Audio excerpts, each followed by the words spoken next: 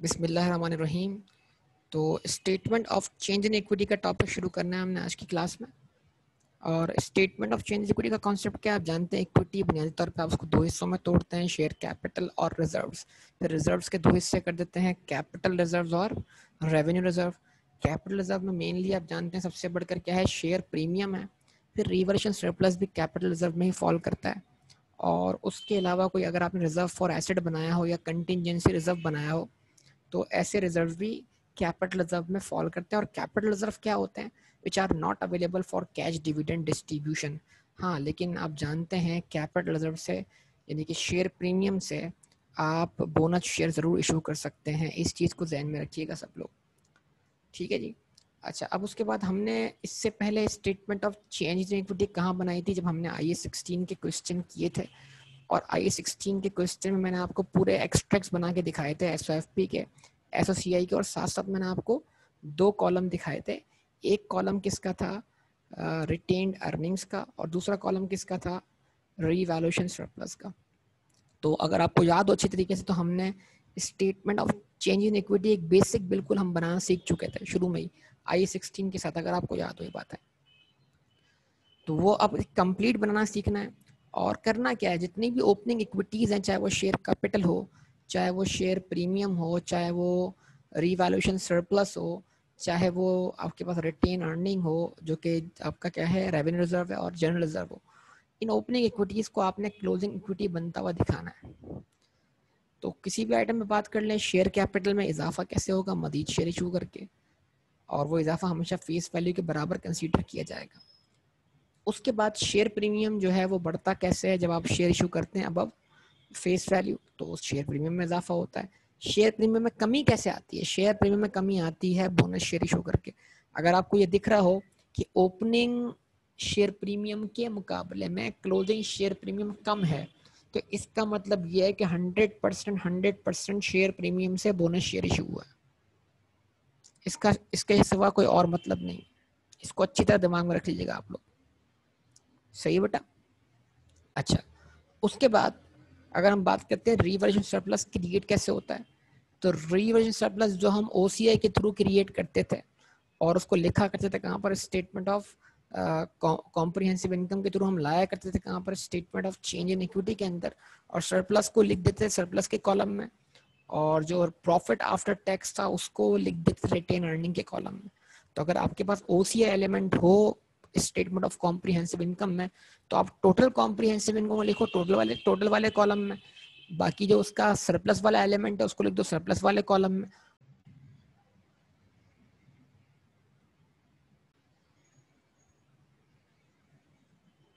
जो आपका profit and loss element है उसको लिख दो रिटेन अर्निंग के कॉलम में, ठीक है।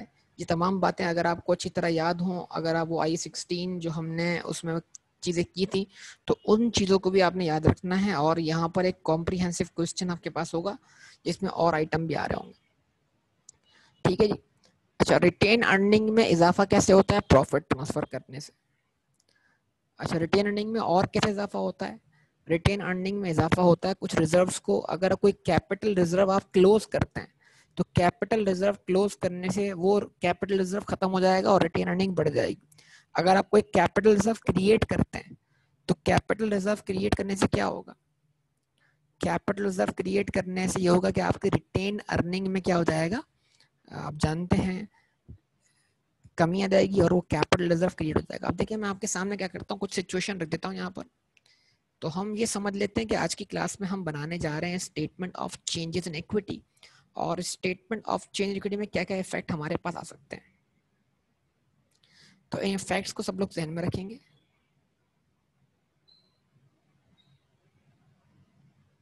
इफेक्ट्स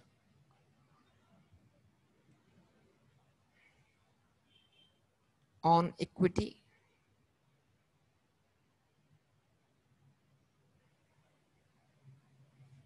ठीक है। तो पहला इफेक्ट आप जानते हैं क्या है,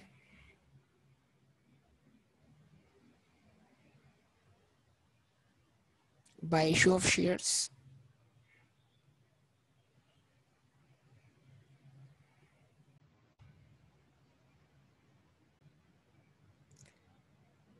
पहला इफेक्ट हम जानते हैं बाय इशू ऑफ शेयर्स है, और bye issue of shares effect क्या है?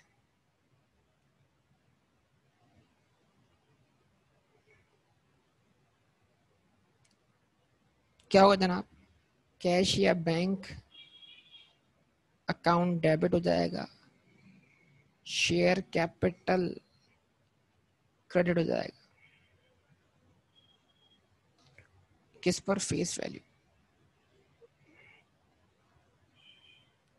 और जितना अमाउंट आपको अब फेस वैल्यू मिला है उसको आप शेयर प्रीमियम में क्रेडिट कर देंगे।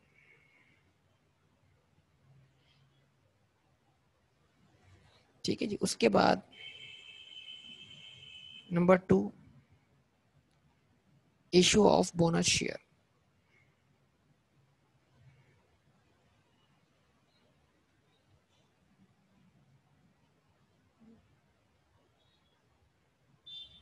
बोनस शेयर इशू करके क्या होगा आप जानते हैं?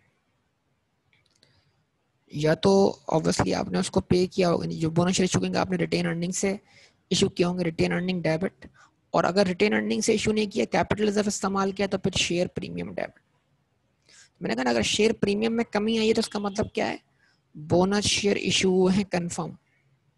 और ये पॉइंट हमारे लिए कैश फ्लो के अंदर बड़ा इंपॉर्टेंट होगा। शेयर प्रीमियम या retain earning debit, share capital credit, इन तमाम चीजों को ध्यान में रखिएगा। अच्छा जी। उसके बाद शेयर कैपिटल हो गया, शेयर प्रीमियम हो गया, शेयर प्रीमियम का इजाफा भी आ गया, शेयर प्रीमियम की कमी भी आ गई।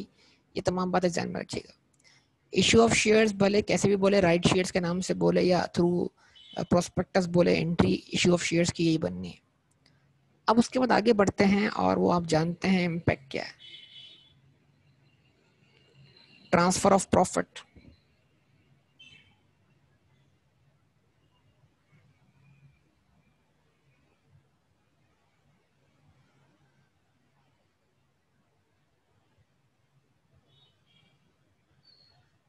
जब आप प्रॉफिट ट्रांसफर करते हैं कहां पर? प्रॉफिट एंड लॉस अकाउंट से कहां पर? रिटेन अर्निंग में। तो इसका मतलब क्या? प्रॉफिट लॉस अकाउंट में प्रॉफिट का बैलेंस क्या होता है? क्रेडिट बैलेंस होता है। तो प्रॉफिट लॉस अकाउंट डेबिट किया आपने, ठीक है, और रिटेन अर्निंग्स क्रेडिट कर दी।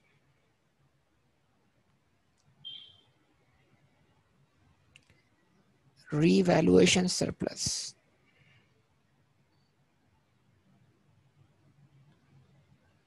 सरप्लस जब क्रिएट होगा तो क्या इफेक्ट आएगा? तो जो भी एसेट है वो डेबिट हुआ है, और revaluation surplus through OCI, OCI के थ्रू वो स्टेटमेंट ऑफ चेंज इक्विटी में क्या हो चुका है? क्रिएट हो चुका है। बेटा ये सारी एंट्रीज आपको आनी चाहिए स्टेटमेंट ऑफ चेंज इक्विटी बनाते वक्त। क्या ये बात आपको क्लियर हो रही है बेटा? अच्छा। उसके बाद इसका रिवर्सल भी है कि अगर सरप्लस रिवर्स हुआ तो आप जान सकते हैं वो एंट्री क्या है।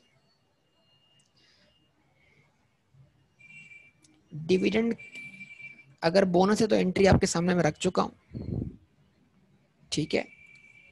और अगर डिविडेंड जो है वो कैश डिविडेंड है तो उसकी एंट्री आपके सामने रखते हैं। फिर वो इंटरम और फाइनल का जो इशू है उसका ताल्लुक टाइमिंग से है।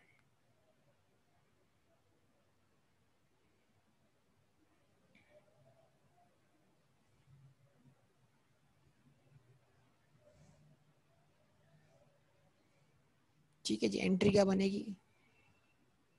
Retained earnings debit, dividend payable, और अगर पे हो चुका है तो कैश क्रेडिट।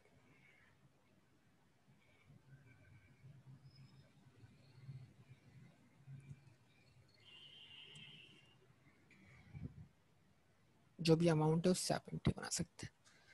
उसके बाद अब आते हैं ट्रांसफर्स। तो स्टेटमेंट ऑफ चेंज इक्विटी में आपको बहुत सारे ट्रांसफर्स परफॉर्म करने होते हैं। जैसे एक ट्रांसफर जो है उसका नाम है incremental depreciation.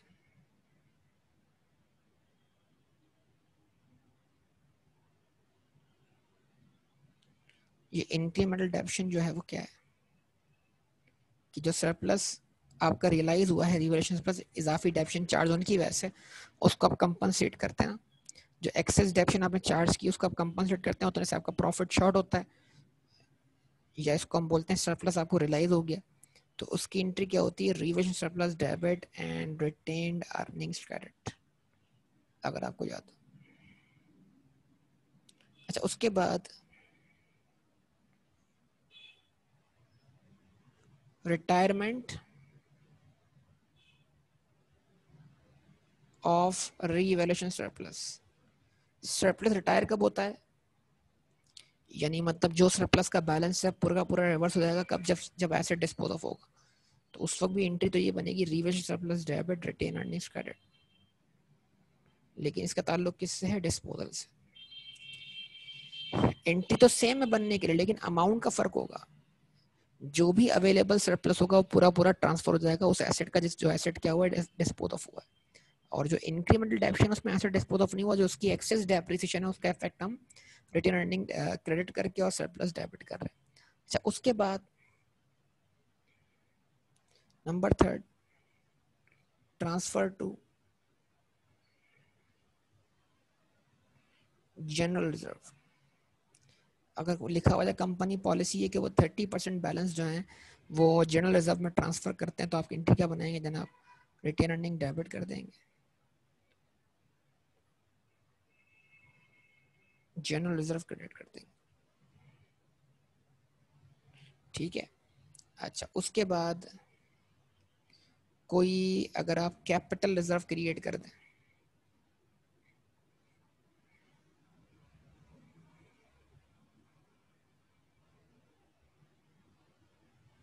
Transfer to capital reserve, कोई प्रॉफिट का एलिमेंट आप कैपिटल रिजर्व में ट्रांसफर कर रहे हैं फॉर एग्जांपल, तो रिटेन अर्निंग से एलिमेंट क्या कर दिया आपने, कुछ प्रॉफिट का हिस्सा डेबिट कर दिया, और जो कैपिटल रिजर्व था चाहे वो रिजर्व फॉर एसेट हो,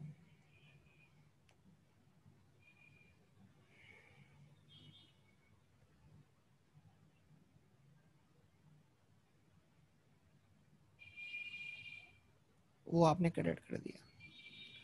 अगर क्वेश्चन कहता है रिजर्व क्लोज कर दें,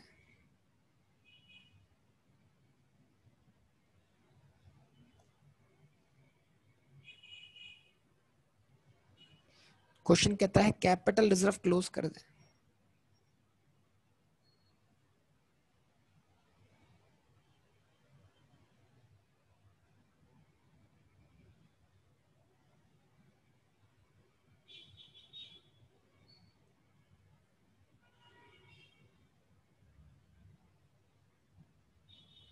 क्लोजिंग ऑफ कैपिटल रिजर्व।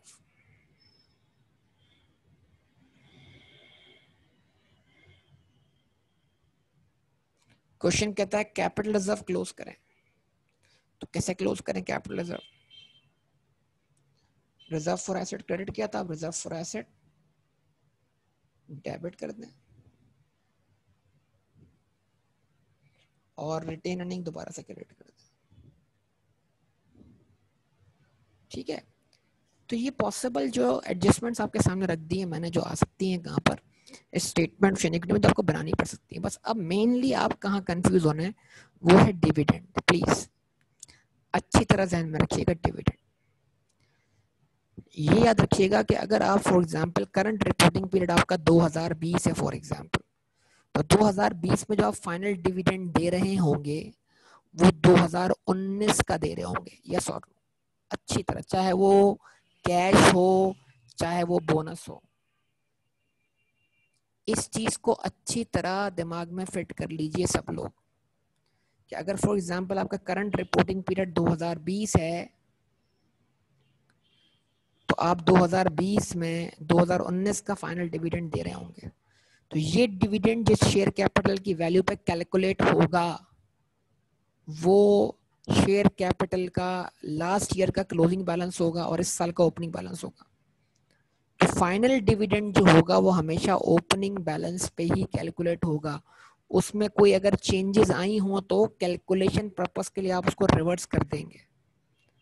मतलब अगर आपके पास बोनस शेयर इशू होने के बाद वाला शेयर कैपिटल दिया हुआ है, आपके पास मजीद शेयर राइट शेयर इशू होने के बाद वाला शेयर कैपिटल दिया हुआ है, तो आप लास्ट ईयर का फाइनल डिविडेंड कैलकुलेट करने के लिए शेयर कैपिटल की वो वैल्यू निकालिए जो लास्ट ईयर की क्लोजिंग थी और इस साल की ओपनिंग थी। तो फाइनल डिविडेंड अच्छी तरह दिमाग में रख लें, फाइनल डिविडेंड चाहे वो कैश हो चाहे वो बोनस हो, उसको कैलकुलेट करने के लिए शेयर कैपिटल का ओपनिंग बैलेंस ही यूज होगा।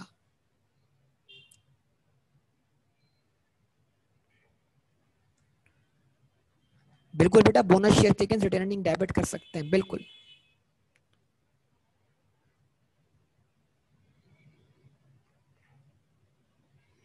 क्लोजिंग तो इस साल का अब आएगा ना बेटा, बोनस शेयर तो हम पिछले साल वाले लोगों को देखें, शेयर होल्डर्स जो एलिजिबल होंगे लास्ट ईयर के क्या कहते हैं प्रॉफिट्स के लिए, वो लास्ट ईयर तक वाले शेयर होल्डर हो गए ना बेटा।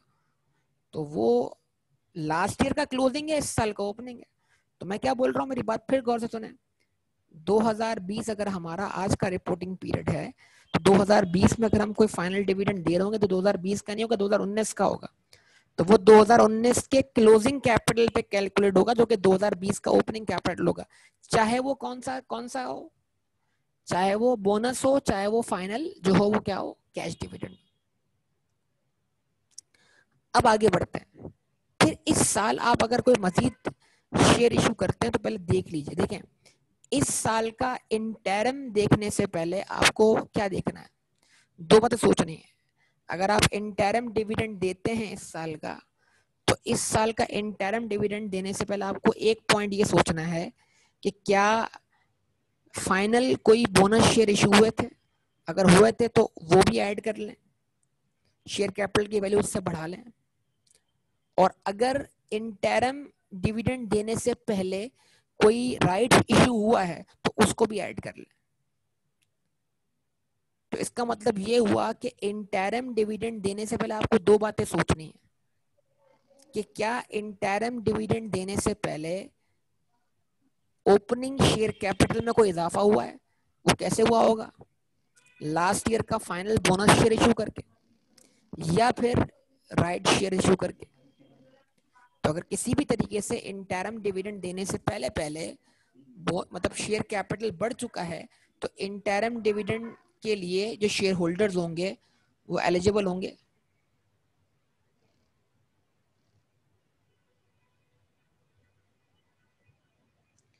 ठीक है, जो शेयर होल्डर जो एलिजिबल होंगे वो शेयर होल्डर्स भी होंगे, मतलब वो शेयर कैपिटल भी होगा, उस पे आपको कैलकुलेट करना होगा ये, जो फाइनल बोनस इशू करने के बाद होगा, जो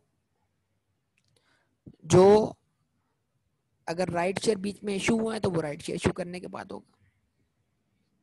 ठीक है, तो इस तरह आपको हमेशा ये सोचना है कि इंटरम डिविडेंड के से पहले शेयर कैपिटल में इजाफा हुआ है कि नहीं। ये सब बस इतना सवाल कर लिया अपने आप से कि जिस पॉइंट पर मैं इंटरम डिविडेंड डिक्लेयर कर रहा हूं उस पॉइंट पर क्या शेयर कैपिटल इंक्रीज हुआ है बीच में या नहीं। अगर हुआ है तो ओपनिंग कैपिटल को उतने से बढ़ाने के बाद जो कैपिटल की वैल्यू होगी उस कैपिटल की वैल्यू के ऊपर इंटरम डिविडेंड का परसेंटेज अप्लाई करेंगे। मिसाल के तौर पर मान लीजिए ओपनिंग बैलेंस शेयर कैपिटल का 100 था, आपने फाइनल डिविडेंड इशू किया 20% से, तो during the year share capital बढ़ गया 20 से।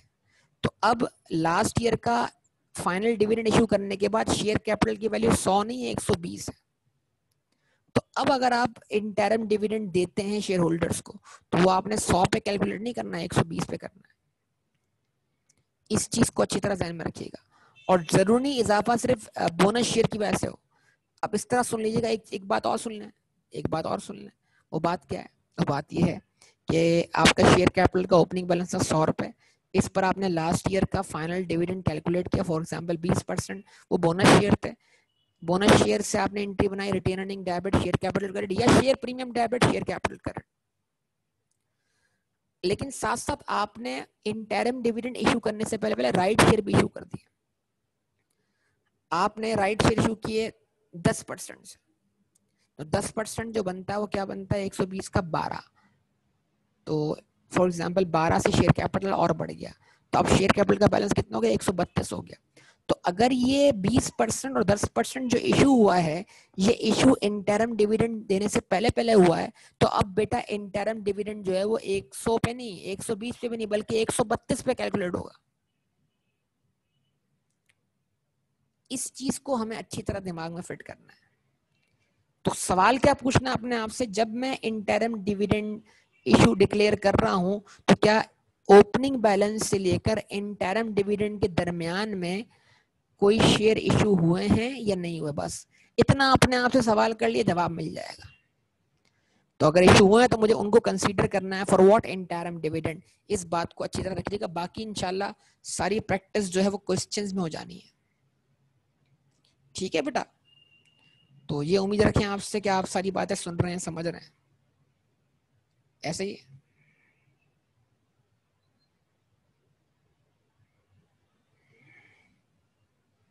चलें आइए अब क्वेश्चन की तरफ बढ़ते हैं।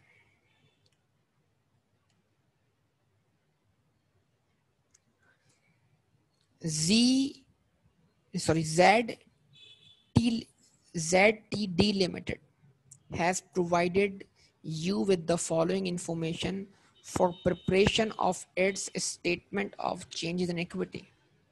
Balance at 31 December रुपीज में दिया हुआ। ऑर्डिनरी शेयर कैपिटल जो 31 दिसंबर 2009 का क्लोजिंग बैलेंस होगा वो 1 जनवरी 2010 का ओपनिंग बैलेंस होगा। यस और नो, बताएं। ऐसा ही है ना? तो शेयर कैपिटल का ओपनिंग बैलेंस ये है। अगर मैं 10 लाख को डिवाइड बाय 10 कर दूं, मुझे नंबर ऑफ शेयर्स मिल जाएंगे। मतलब 10 लाख शेयर कैपिटल की वैल्यू है, इसमें से हर शेयर 10 रुपए के एवज इशू हुआ है।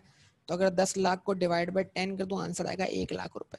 तो 1 lakh number of share issue हुए हैं और हर शेयर के फेस वैल्यू कितनी है? 10 रुपए। शेयर प्रीमियम 5 लाख रुपए। सरप्लस जो पहले से ही मौजूद है बीडी के तौर पर। रिटेन अर्निंग का ओपनिंग बैलेंस, ये आपकी इक्विटी है। Transactions during 2010,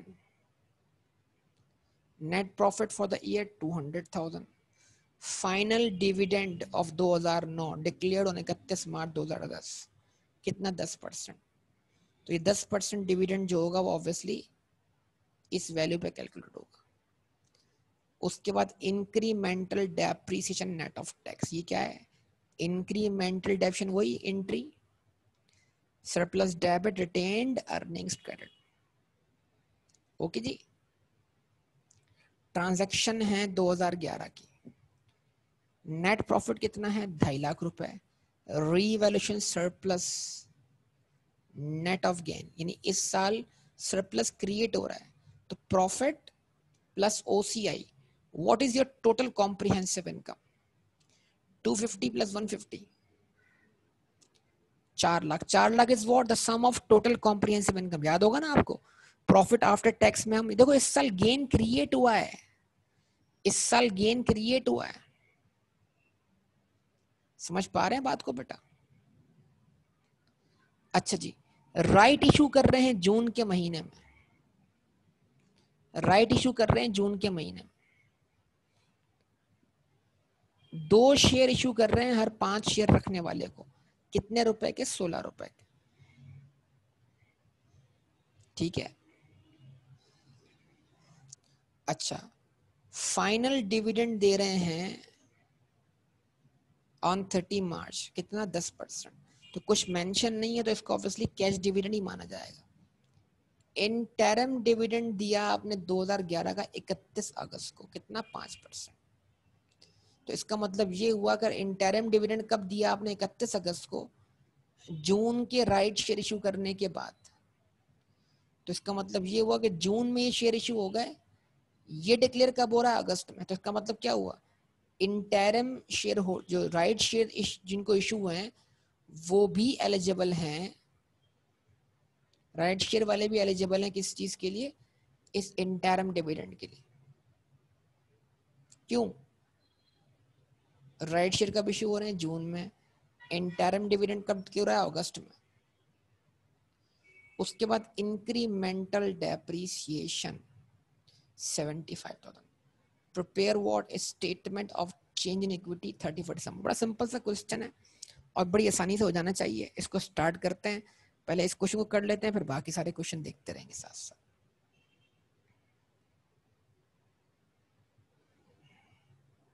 तो क्या बनाने जा रहे हैं बेटा? Statement of change in equity.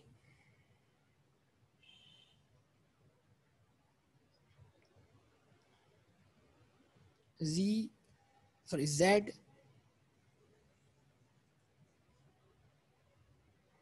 T D Limited।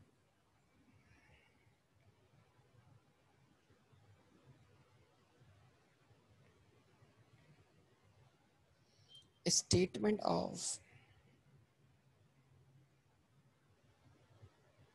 changes in equity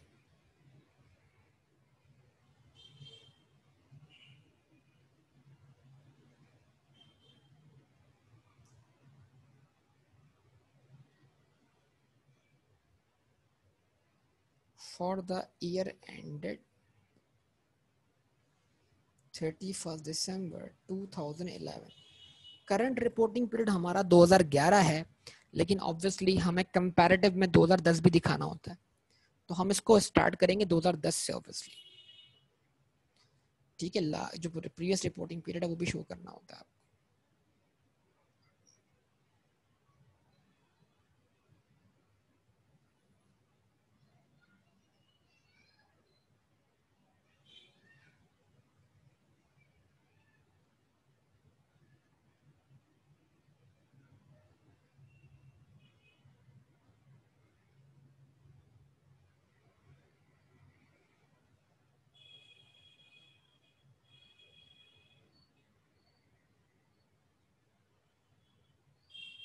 share capital,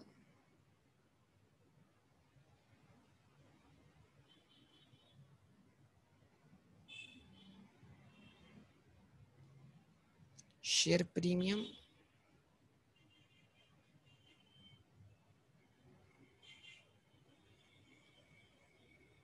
revaluation surplus, ये दोनों कैपिटल रिजर्व है। और जो रिटेन्ड अर्निंग्स हैं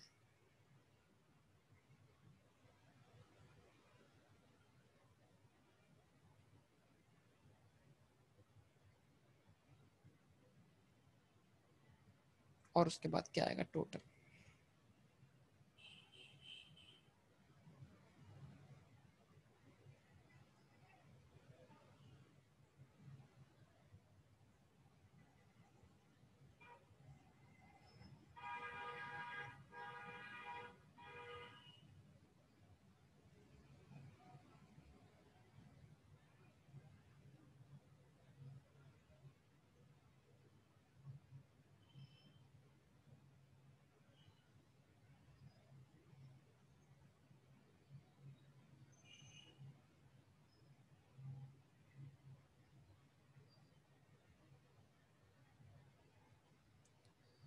ठीक है, तमाम वैल्यूज जो आपके सामने मौजूद हैं, आप चाहें तो उसको लिख सकते हैं रुपीज इन 1000 में, ताकि आपको लिखने में आसानी हो जाए। ये भी हो सकता है।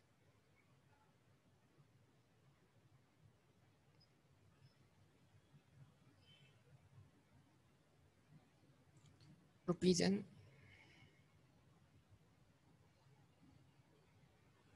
1000।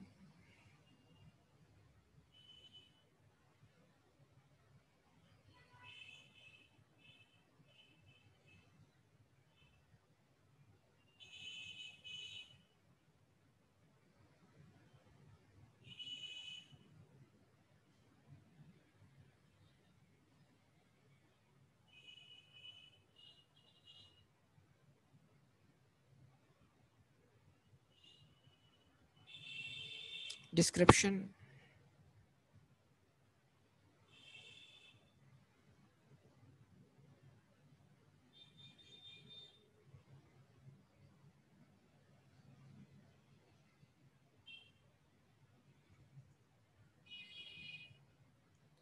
उसके बाद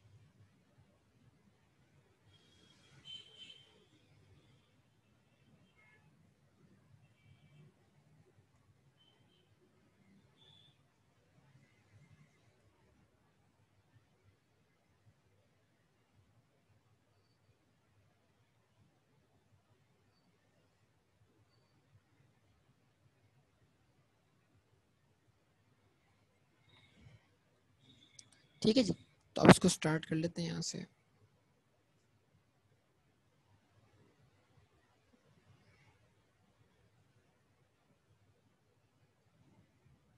balance as on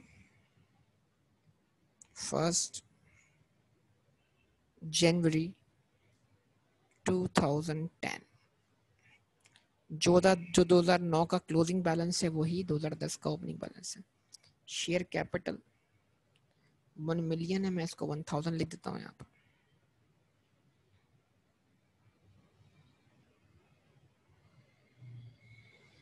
share premium 500।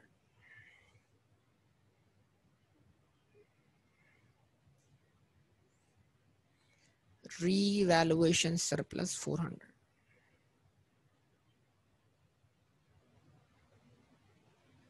Retained earnings 550।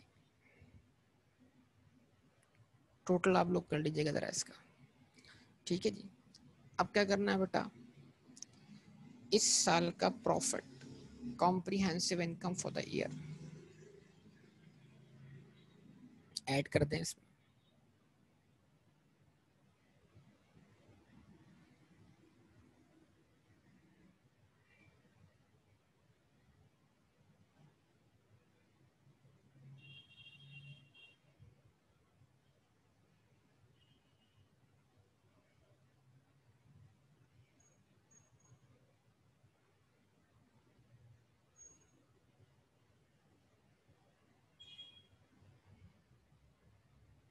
दो 2010 की टोटल कॉम्प्रिहेंसिव इनकम कितनी है, और उसमें सिर्फ और सिर्फ प्रॉफिट लॉस एलिमेंट है कितना, 2 लाख रुपए, कोई ओसी एलिमेंट नहीं है।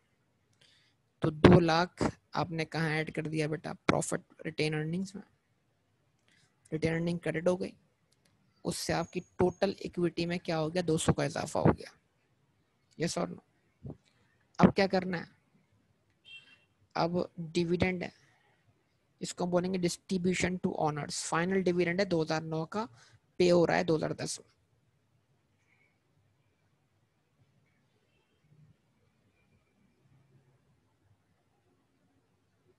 लगाई आपने हेडिंग डिस्ट्रीब्यूशन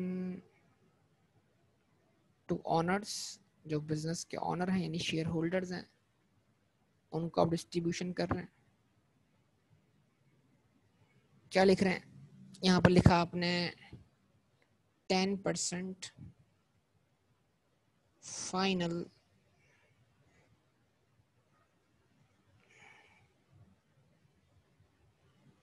कैश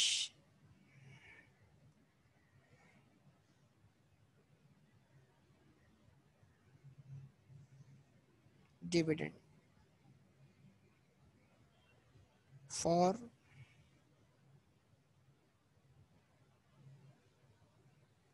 2009। तो किस पे, dividend is always calculated as a percentage of share capital. इसका निकाला 10%।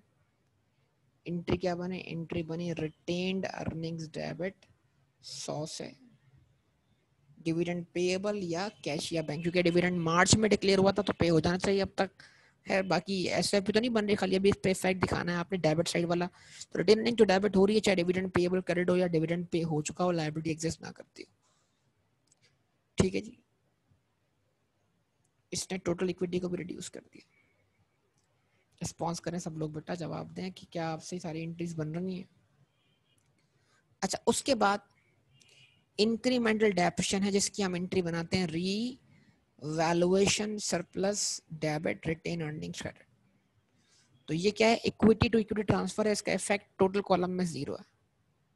इसको हम लिखेंगे ट्रांसफर्स के नाम से।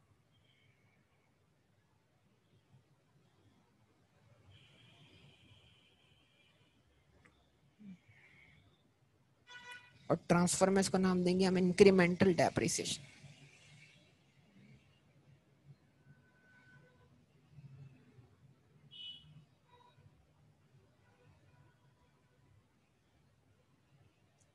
कितने से, 50 से।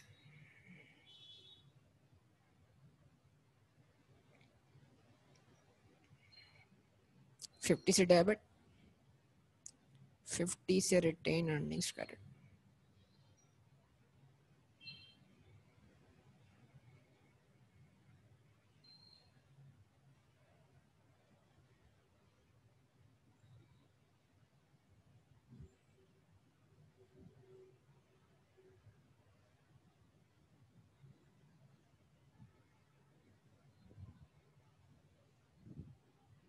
ठीक है जी। तो टोटल कर लेंगे इसका आप। तो ये सारी ट्रांजैक्शन परफॉर्म करने के बाद जो आपको बैलेंस मिलेगा वो क्लोजिंग बैलेंस होगा आपका।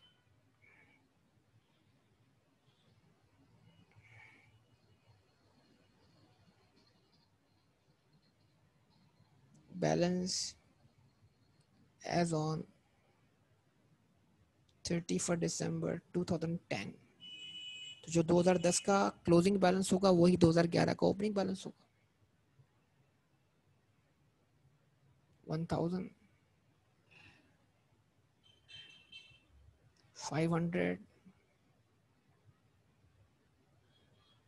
350, 550 प्लस 200 हो जाएगा आपका 750, माइनस 100, 650 और प्लस 50, ये बैलेंस हो जाएगा आपका 700। यस और नो? 600 नहीं 700।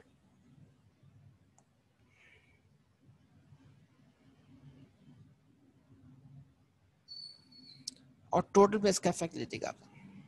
अच्छा, यहाँ से अब शुरू हो जाएगी आपकी क्या, अगला साल जो है वो शुरू जाना है यहाँ से आपके पास।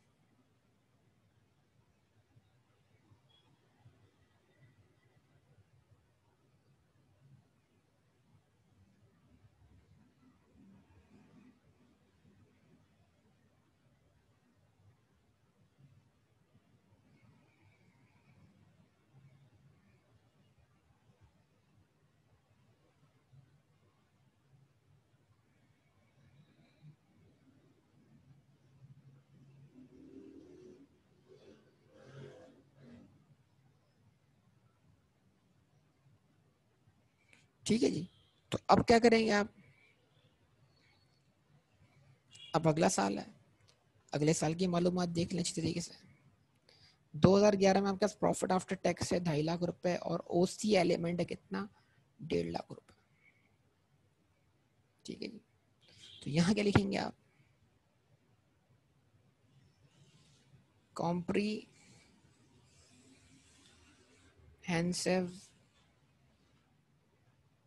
Income for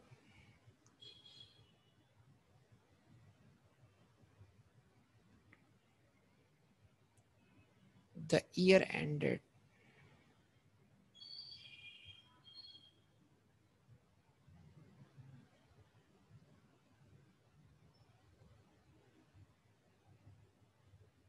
to 2011। वो क्या है, comprehensive income.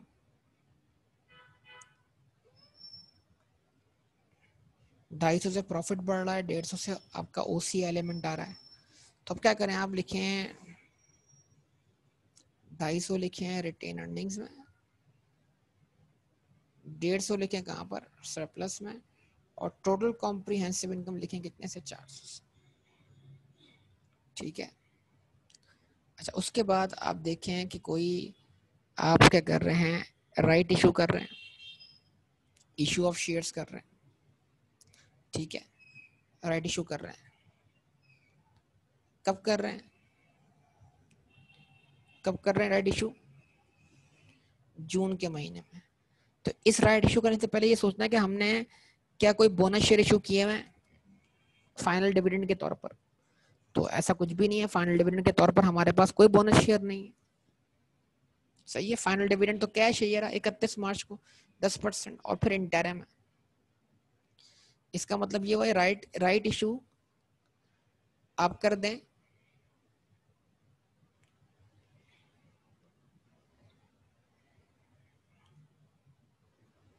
Issue of shares,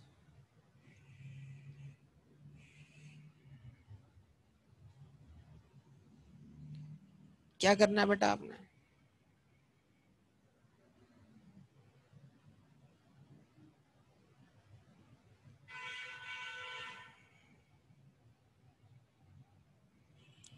इसमें हर 5 शेयर रखने वाले को आपने 2 शेयर इशू करना है। मतलब आपने राइट इशू करना है कितने परसेंट पे, 40% पर। तो क्या करेंगे, डिवाइड बाय 5 करेंगे, मल्टीप्लाई बाय 2 करेंगे, आंसर क्या होगा बताइए। अगर इसको आप डिवाइड भी कर दें किससे,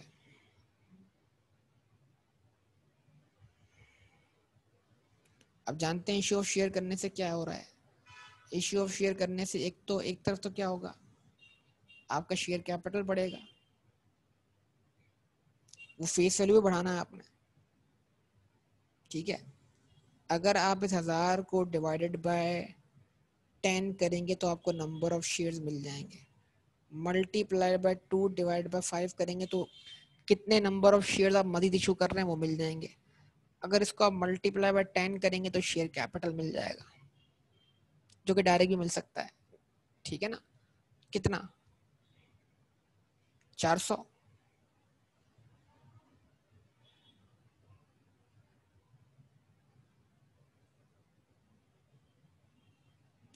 ठीक है जी। तो अगर आप 1000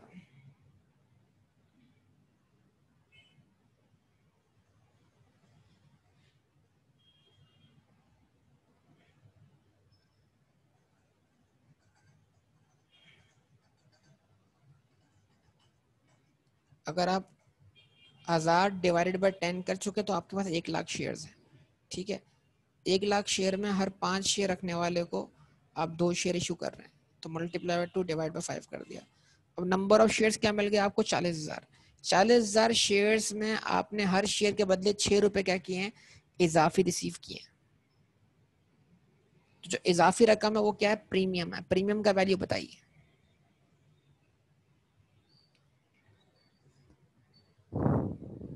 प्रीमियम का वैल्यू कितना है, 240 है, ठीक है। टोटल कितना हो जाएगा, 640।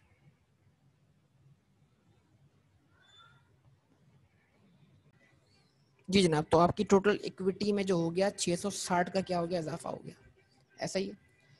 अब आप क्या करें, क्वेश्चन देखें आगे क्या बात करता है, ठीक है। राइट इशू हमने कर दिया, प्रॉफिट हमने ट्रांसफर कर दिया, राइट इशू हमने कर दिया। अब हमें डिविडेंड वर्कआउट करना है, एक तो फाइनल और एक वर्कआउट करना है हमने कौन सा बेटा, इंटरम। 660 या 640,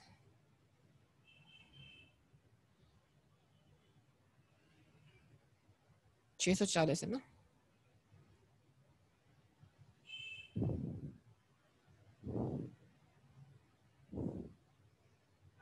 हमजा बेटा इसकी बात कर रहे हैं, कैसे आया, कैसे आया, तो टोटल निकालना तो बड़ा आसान है हमजा। देखो ये शेयर कैपिटल है, सही है। इसको डिवाइड बाय 10 किया तो क्या मिल गया, नंबर ऑफ शेयर्स मिल गए 100। तो 100 शेयर में हर 5 शेयर रखने वाले को हम 2 शेयर इशू कर रहे हैं, डिवाइड बाय 5 कर दिया, मल्टीप्लाई बाय 2 कर दिया। अच्छा ओके, आंसर आ गया कितना, 40। और 40 को अगर मल्टीप्लाई बाय 10 कर देंगे तो शेयर कैपिटल 400 हो जाएगा, मल्टीप्लाई बाय 6 कर देंगे तो प्रीमियम बन जाएगा 16 रुपए, ठीक है। अच्छा जी ओके। हाँ जी, तो अब क्या है हमारे पास, इंटरम, हमारे पास क्या है, फाइनल डिविडेंड है और इंटरम डिविडेंड। अब ख्याल रखना है थोड़ा सा तवज्जो, ये थोड़ा टेक्निकल मामला है। अब हम यहाँ पर आएगा, अब लिखेंगे हम distribution to honours.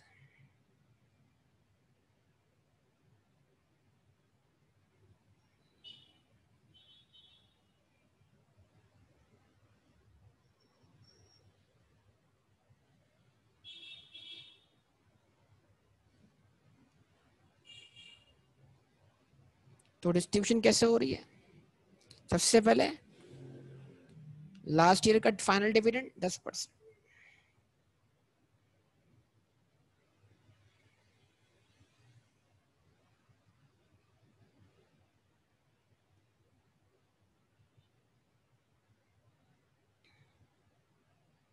%10 final cash dividend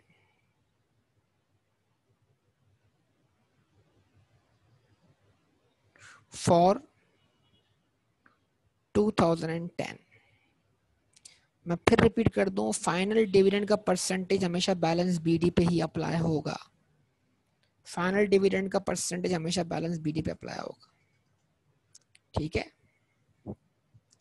अच्छा, तो 1000 का 10%, 100। इससे एंट्री क्या बनी? रिटेन्ड अर्निंग्स डेबिट, ठीक है। इस 100 में दोबारा यूं लिख रहा हूँ कि टोटल में इफेक्ट आता है ना इसका, टोटल टोटल इक्विटी के ऊपर। तो ये 2 बार नहीं, टोटल वाला कॉलम है, ख्याल रखिए कंफ्यूज मत हो जाएगा। असल कॉलम यही है ना, बाकी सबका सम इधर हो रहा है, तो हर चीज का सम होकर यहाँ भी आएगा ना सम।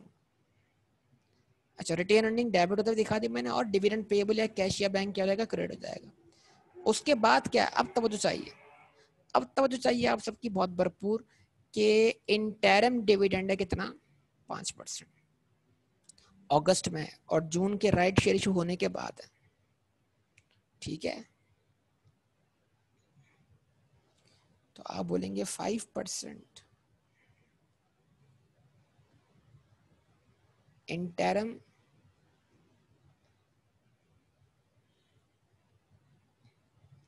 Cash dividend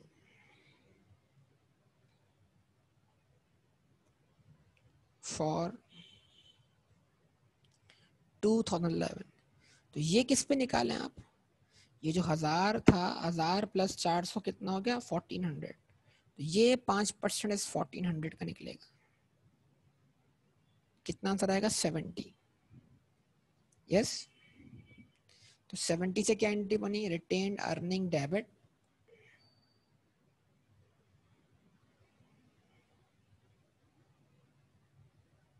dividend payable credit, ऐसे ही है ना। अच्छा, अब उसके बाद हमारे पास क्या आ रहा है, अब उसके बाद फाइनली हमारे पास आ रहा है बेटा क्या, ट्रांसफर्स।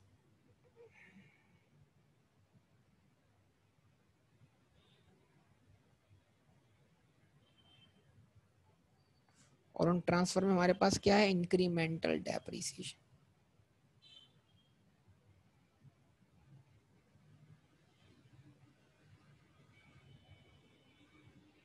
ठीक है। वो कितनी है इंक्रीमेंटल डेप्रिसिएशन, 75,000।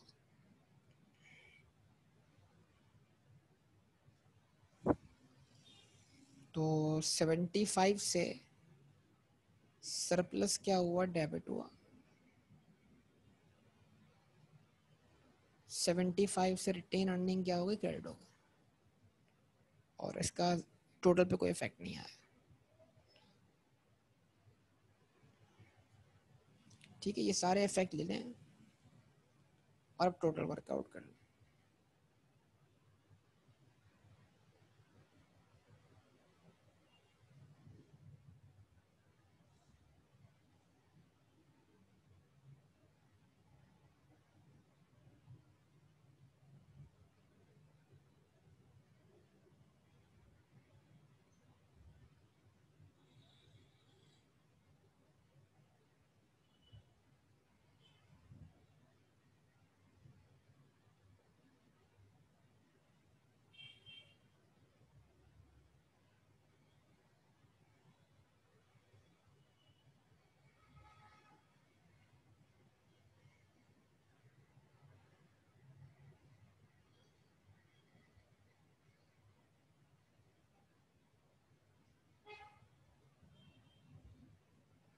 ठीक है बेटा, टोटल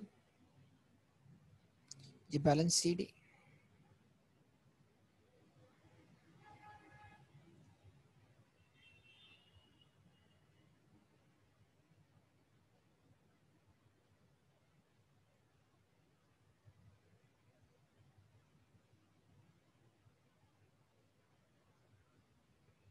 तो बैलेंस एज ऑन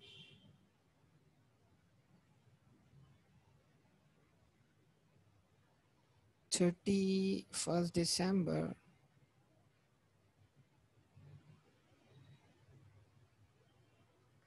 2011 कितना है, 1400,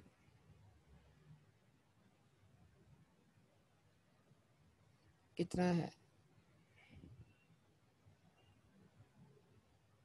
640, 740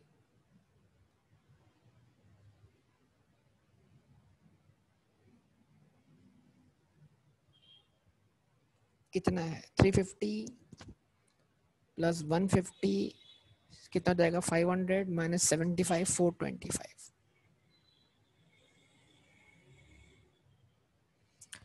रिटेन अर्निंग का ओपनिंग बैलेंस हमारे पास था कितना? 700 प्लस 250 हो जाएगा 950 माइनस 100 850 माइनस 70 कितना जाएगा? 780 780 प्लस 75 855।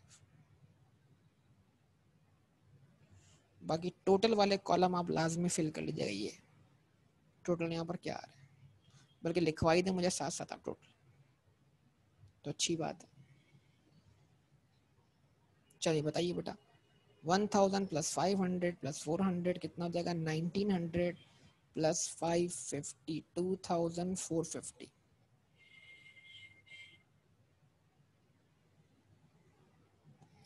2450 में क्या हुआ बेटा?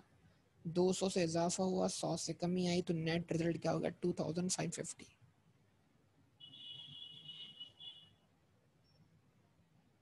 तो अब ये आंसर ऐसे अगर कॉलम वाइज आ रहा है तो यही आंसर रो वाइज भी वेरीफाई होना चाहिए।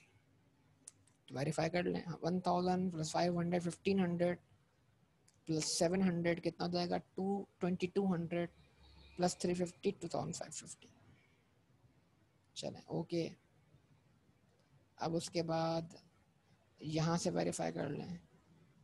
2550 प्लस 400 950 प्लस 640 या 950 हो गया, माइनस 100 हो गया 850, माइनस 70 हो गया 780। बाकी 780 में क्या प्लस कर दिया आपने? 7 to 3420।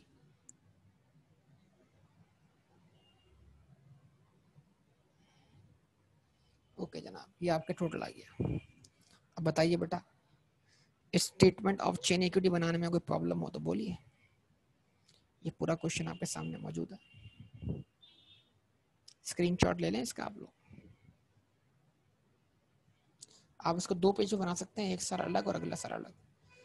जब आप इसको 2 पेज पे बनाएं तो कोशिश ये करें कि जो आपका रिसेंट ईयर वो पहले आए। मतलब अगर आप इसको 2 अलग अलग पेज पे बनाए ना, तो ये कोशिश करें कि ये स्टेटमेंट ऑफ चेंज इक्विटी इस तरह दिखे आपको।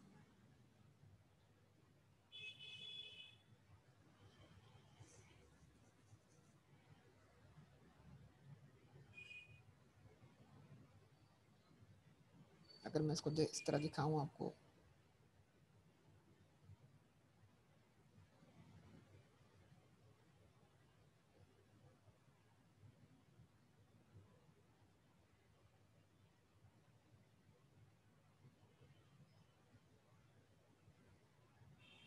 ठीक है, तो फिर इसको आप लिखेंगे बैलेंस एज ऑन 1 जनवरी 2011। तो ये फ्रंट पर, और जो ऊपर वाला हिस्सा बना है वो बैक पे आना चाहिए। यानी इसको 2 अलग अलग पेजेस पे आप दिखा सकते हैं। बात समझ में आ रही है बेटा?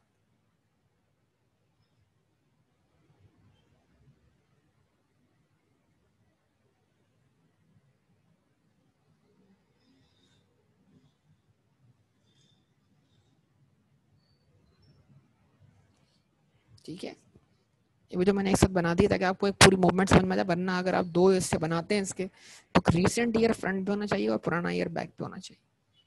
ठीक है बेटा, सारी बातें समझ में आ गई सब लोगों को? यहाँ तक कोई इशू हो तो बताइए, बोलिए।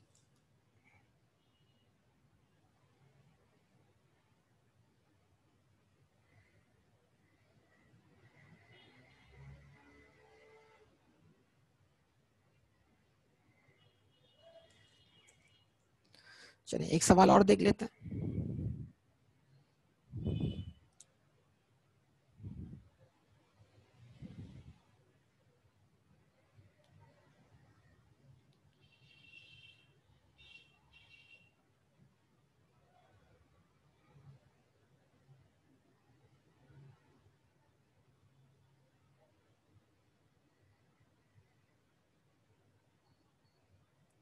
ठीक है बेटा, इस क्वेश्चन को देखिए। क्वेश्चन नंबर 3 है food tech Pakistan limited. The following information pertains to a listed company, Food Tech Pakistan Limited. Shareholders' equity as on 1st January 2013. Share capital rupees 10 each, 116 million. Retained earnings 58 million. अच्छा जी, उसके बाद लिखा हुआ क्या है? Profit after tax for the year ended 31st December 2013 कितना है? 47 million. Right shares were issued on 15 September 2013 at rupees 12 per share in the ratio of 1 right for every 4 shares. Her 4 share रखने वाले को आपने 1 शेयर दिया है 12 रुपए का, तो 2 रुपए क्या हो गया बेटा? प्रीमियम हो गया। ठीक है जी। डिविडेंड इंफॉर्मेशन, अब ये परसेंटेज ध्यान में रखिएगा। कैश डिविडेंड इंटरिम, इंटरिम अच्छी तरह देखिएगा, कैश डिविडेंड इंटरिम। तो अगर 2011 का डिविडेंड है तो 11 का डिविडेंड 2011 में ही इंटरिम डिक्लेयर हो चुका होगा, उसका 12 पे कोई इफेक्ट नहीं क्योंकि इंटरिम है। 12 का अपना कोई इंटरिम डिविडेंड नहीं है, 18 का इंटरिम डिविडेंड है। यस और नो?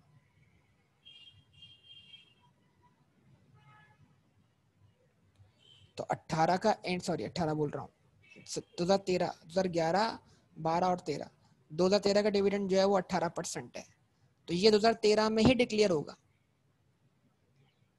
हाँ, अब बात करते हैं कैश डिविडेंड फाइनल।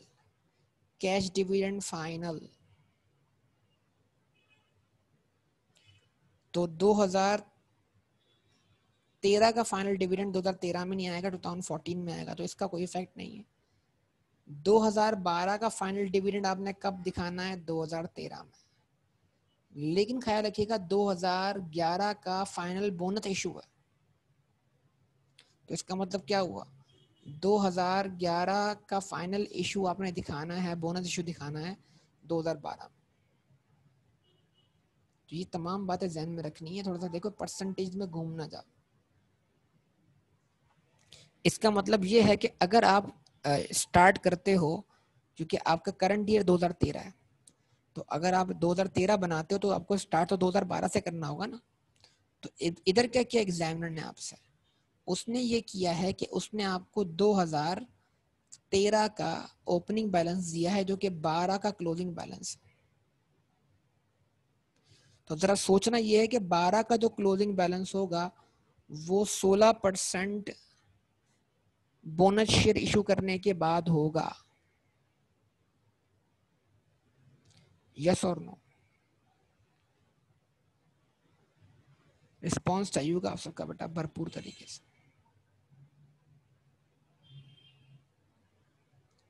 ठीक है, सही बोल रहा हूं? और 11 का, सॉरी 11 नहीं, 11 का फाइनल बोनस शेयर इशू करने के बाद होगा। अच्छा, 12 में उसका कोई इंटरिम डिविडेंड नहीं। ठीक है, तो इसका मतलब ये वो जो आपका रिटेन अर्निंग का बैलेंस है, ये रिटेन अर्निंग का बैलेंस जो है वो 2011 का फाइनल डिविडेंड पे करने के बाद दिया हुआ है। इस चीज को समझना है आप।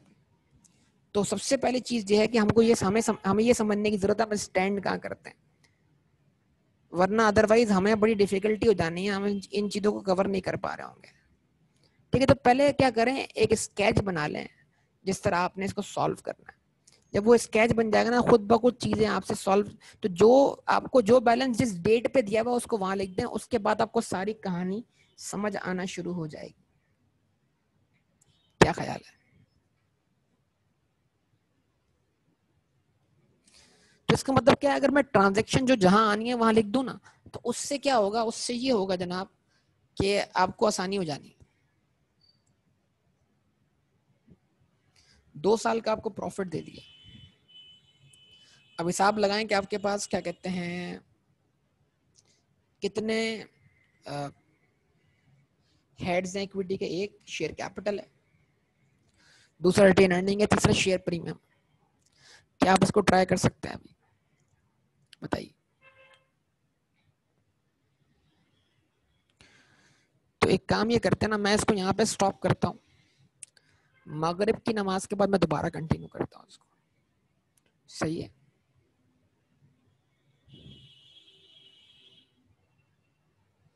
आप जब तक ट्राई करें इसको। क्या कहते हैं सब लोग?